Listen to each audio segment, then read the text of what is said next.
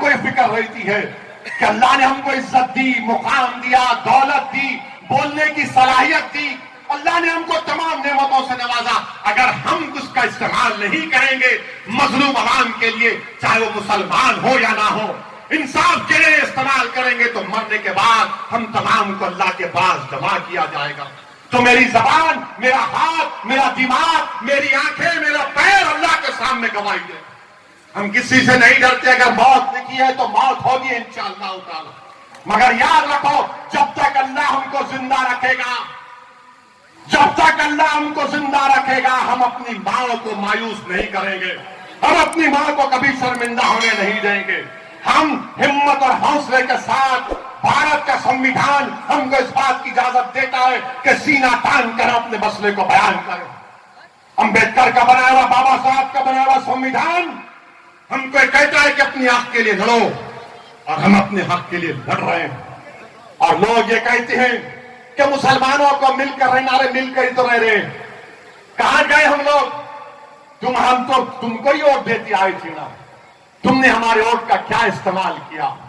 میرے عزیز دوستوں اور بزرگوں، میری آپ سے اپیل ہے کہ آنے والے چناؤ میں اپنا ایک ایک ووٹ کا صحیح استعمال کریے۔ اور یوگی آدتیہ ناتھ بابا جو ہے نا، بابا خواب دیکھ رہے ہیں، بابا جو ہے نا خواب دیکھ رہے ہیں کہ میں اب آئندہ 24 میں بھارت کا پردھان منتری بننے کا خواب بابا دیکھ رہے ہیں۔ بابا انشاءاللہ تعالیٰ تمہارا خواب چکنا چور ہو جائے گا۔ آپ چکنا چور کریں گے نہیں کریں گے ان کے خواب کو؟ خواب کو چکنا چور کرنا پھونک دو نہیں کر رہے۔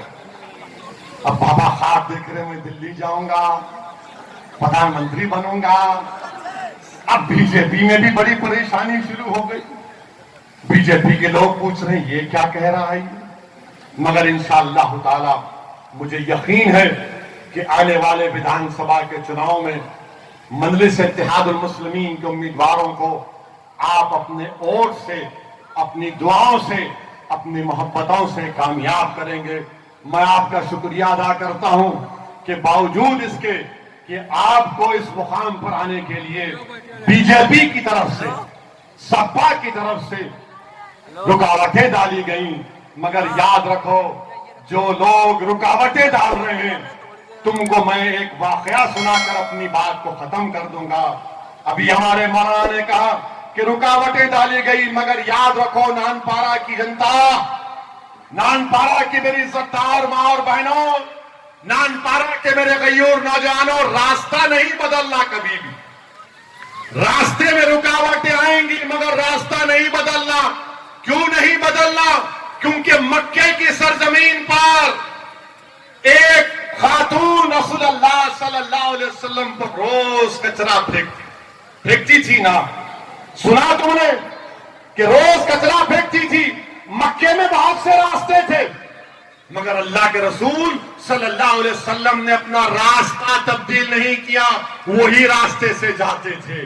ایک دن ایسا آیا کہ وہ تنگ ہو گئی، اور جب وہ بیمار پڑی تو رحمت اللہ عالمین صلی اللہ علیہ وسلم نے جا کر اس کی تیمارداری کی، تو اس نے رحمت اللہ عالمین کی رحمت کو دیکھا، محسوس کیا، تو اس نے کہا اشہد ان لا الہ الا اللہ واشہد ان محمد رسول اللہ۔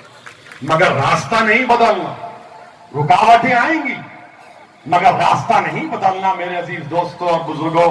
اور آپ جانتے ہیں کہ یوگی سرکار نے اتر پردیش کے ایک سینئر آئی ایس آفیسر جن کا نام افتخار صاحب ہے، یوگی سرکار نے 6 سال پرانا ان کا ایک ویڈیو نکالا جس میں وہ بیٹھے ہیں، قرآن کی تلاوت ہو رہی ہے، اور 8-10 لوگوں سے کہا جا رہا ہے کہ اسلام کی دعوت دو، اسلام کی تبلیغ کرو، اسلام کی طرف لوگوں کو راغب کرو۔ اس میں نہ کسی کو پیسے دینے کی بات کہ تم پیسے لے لو دین قبول کرو، نہ اس میں کسی کو ڈرایا گیا، مگر یوگی سرکار 6 سال پرانے ویڈیو کو نکال کر ایک بہت ہی سینئر آئی ایس آفیسر کو پریشان کر رہی ہے۔ ہم اللہ سے دعا کرتے ہیں کہ اللہ سبحانہ و تعالی افتخار صاحب کی مدد کرے اور اللہ ضرور کرے گا انشاءاللہ. اور دین کی دعوت ہم دیتے رہیں گے.